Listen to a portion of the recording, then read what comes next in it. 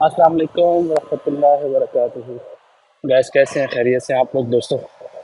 मैं अभी काम जा रहा था रास्ते में मेरी पॉकेट से कुछ गिरा, मेडिसिन थी तो मैं उठाने के लिए झुका और साथ ही मैंने जनाब वो किसी का कुछ कागज था, पेपर था, वो भी उठा लिया।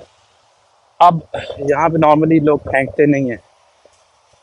आपको मैं बताता हूँ ना अक्सर के माहौल का बड़ा असर होता है। अब ये इतना सा जो कागज का टुकड़ा है, वो फेंकने के लिए मैं जगह ढूंढ रहा हूँ कि मैं इसको कहाँ फेंकूं। हमें भी शर्म आती है क्योंकि इन्होंने साफ रखा हुआ, आप मेरे देखें इर्द गिर्द, आपको नजर आएगा साफ सुथरा। तो माहौल का बड़ा असर होता है। अब ये मैं जगह तलाश करूंगा, वहां जाके उसको फेंकूंगा। रास्ते में नहीं फेंक सकता क्योंकि मुझे खुद यहाँ रहते हुए अब शर्म आ रही है कि ये लोग मुझे देखेंगे। अगर मैं फेंक भी दूं तो मुझसे पीछे आने वाला कोई ना कोई इसको उठा के साइड में फेंक देगा। और ये हुआ है जब हम नए नए आए थे, मुझे याद है मेरे साथ कुछ दोस्त है, हम बाहर गए खाने के लिए तो हमें वही पाकिस्तान वाली आदत पड़ी हुई थी।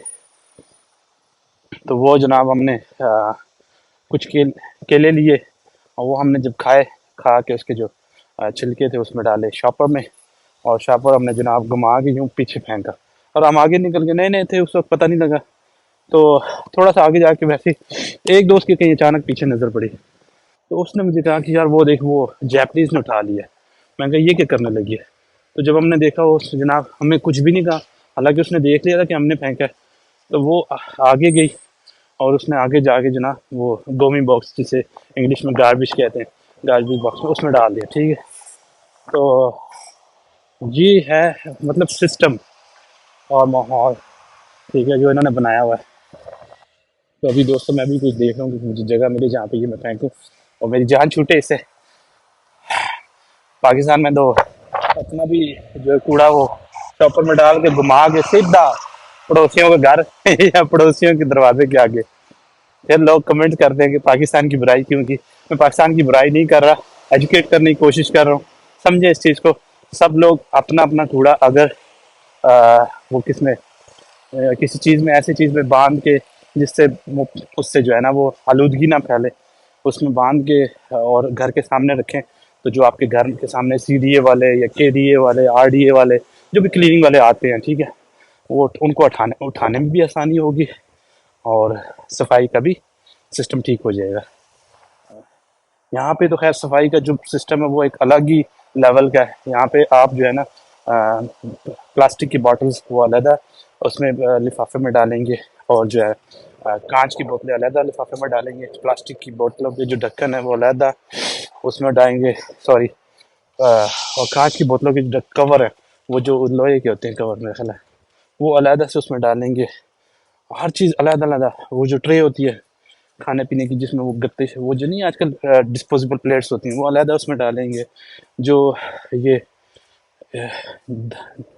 किसे क्या कहते हैं यार, वो कॉटन जिसमें हम चीज़ें चीज़ें डालते हैं पेट पैक करने के लिए, वो अलग रखेंगे।